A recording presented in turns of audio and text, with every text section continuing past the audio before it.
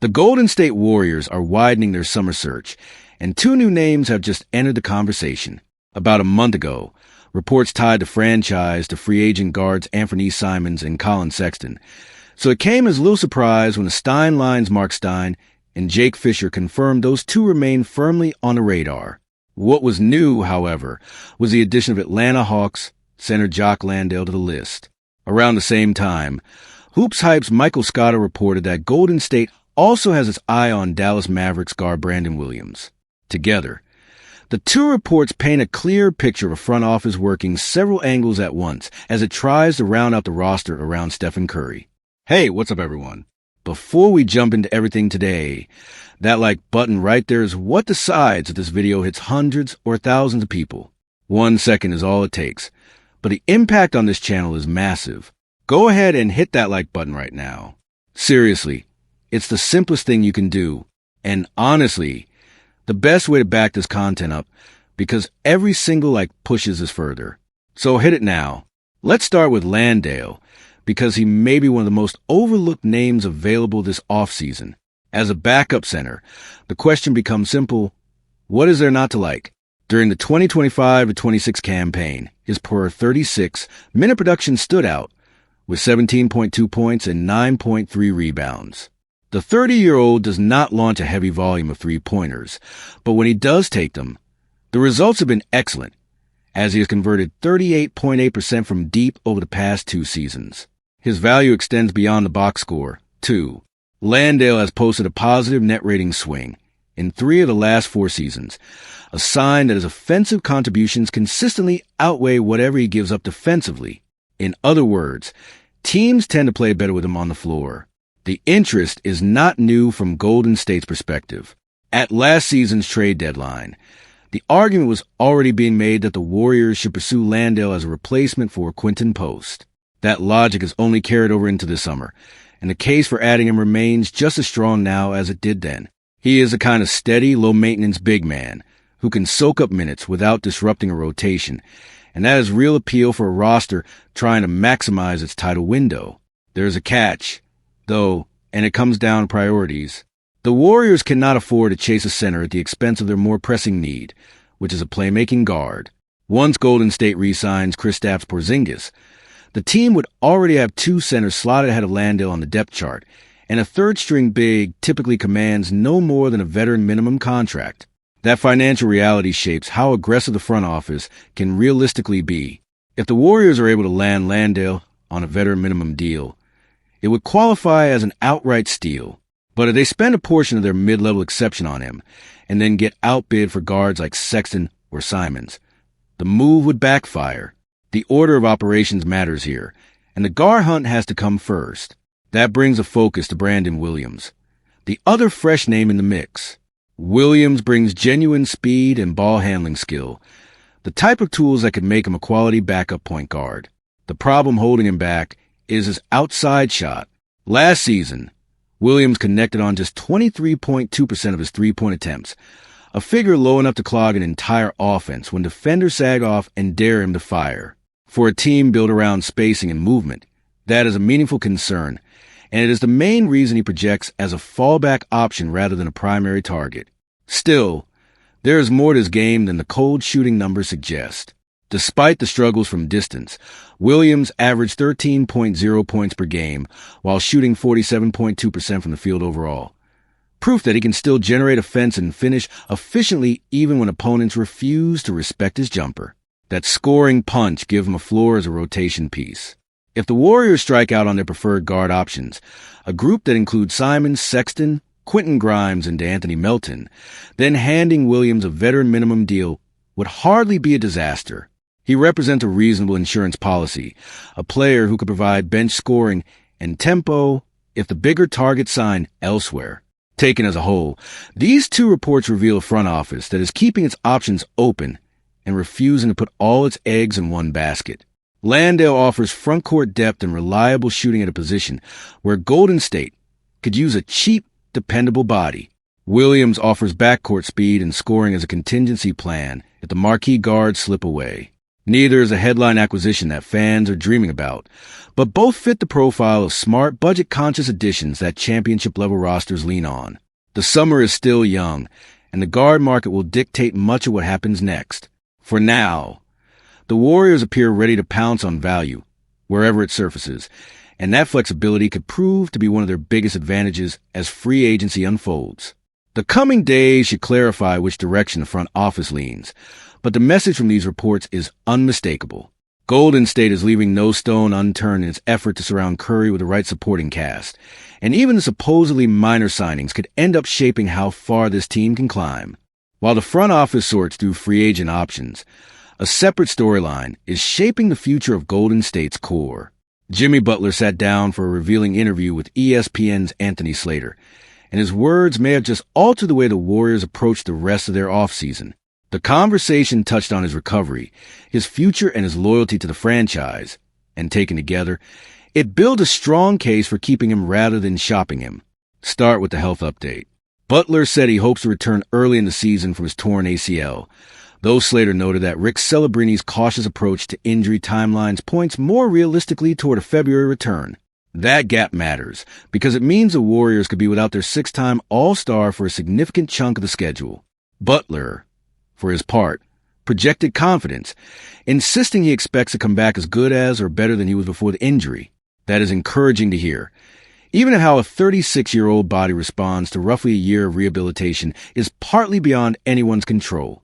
Slater also reported that Golden State has sniffed around the trade market since February, a clear signal that the organization has at least explored the idea of moving Butler.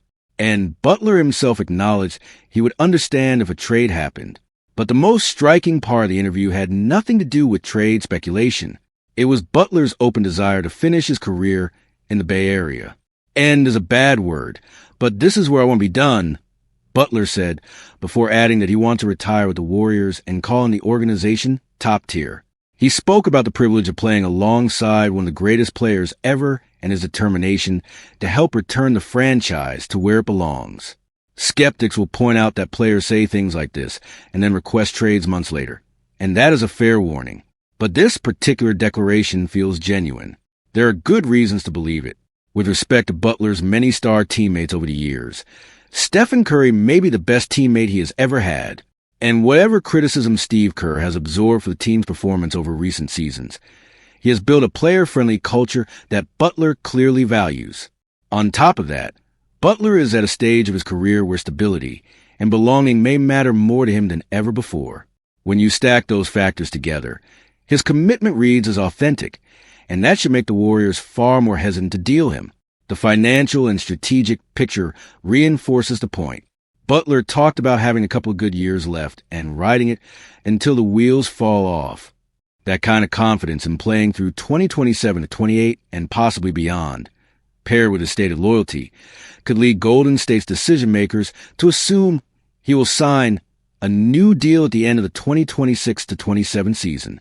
One can reasonably expect that figure to land below his current rate of $56.8 million, though exactly how much lower is anyone's guess. The key takeaway is that if Butler is essentially locked in for at least the next two seasons, his value as a player to keep climbs significantly. The argument for trading him is not without merit, and it deserves to be heard. Supporters of a deal make two main points. First, Butler will miss at least half of the 2026 to 27 season, which could dig the Warriors into a hole that threatens their playoff hopes entirely, let alone a deep run. Second, there is real risk that he simply will not be the same player once he returns from such a serious injury at his age. Both concerns are legitimate. The catch is that rival teams will see those exact same risks. That reality makes Butler nearly worthless to other franchises except as a tool to clear long-term salary. Fans who favor a trade are not expecting the Warriors to win a deal in pure value terms. They are coming from the most pragmatic place imaginable, which is a desire to get Curry another healthy star before his own window closes. That position is understandable and worth respecting. Even so, Butler's comments tilt the scale toward patience. It is not unreasonable to expect him back around February and performing close to his old level. If the Warriors are merely treading water in the playoff race at that point, they can construct a trade using other salaries and draft picks to add a third star alongside Curry and Butler.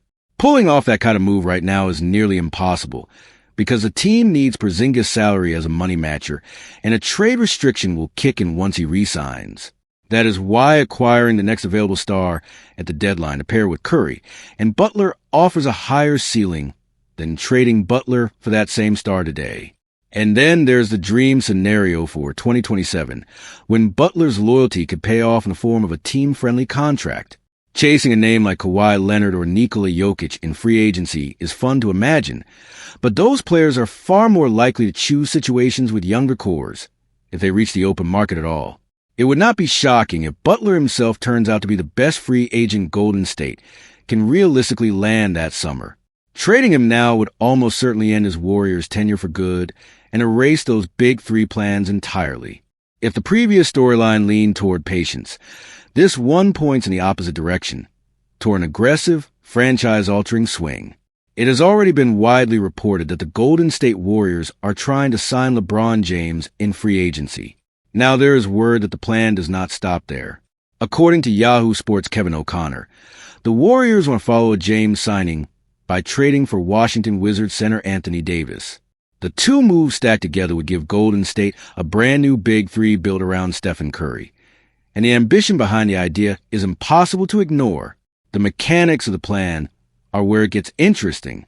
To sign James, the Warriors would use their mid-level exception, the tool available to teams operating above the salary cap.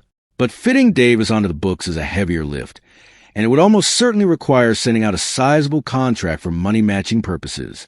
The most logical piece to move in that scenario would be one of Golden State's highest-paid players, which is what makes the Davis pursuit so consequential. You cannot bring in a salary that large without shipping one out in return.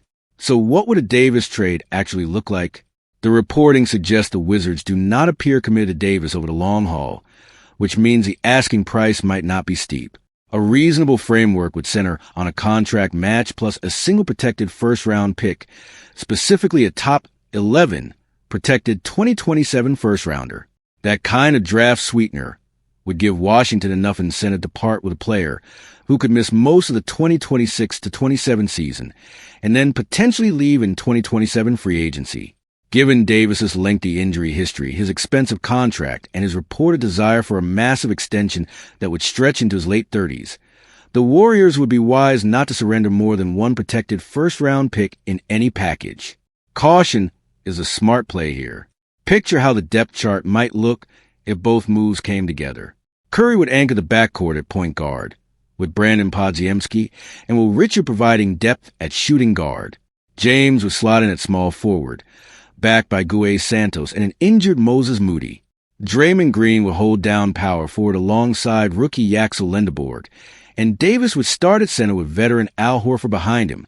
It is a roster brimming with star power and experience, the kind of lineup that demands respect across the league. There are trade-offs baked into the vision, however.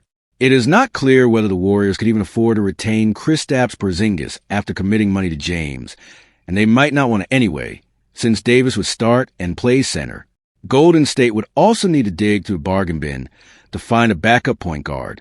Beyond those gaps, though, the projected depth chart looks genuinely strong. The team's two most glaring weaknesses will be point of attack defense and three-point shooting outside of Curry himself.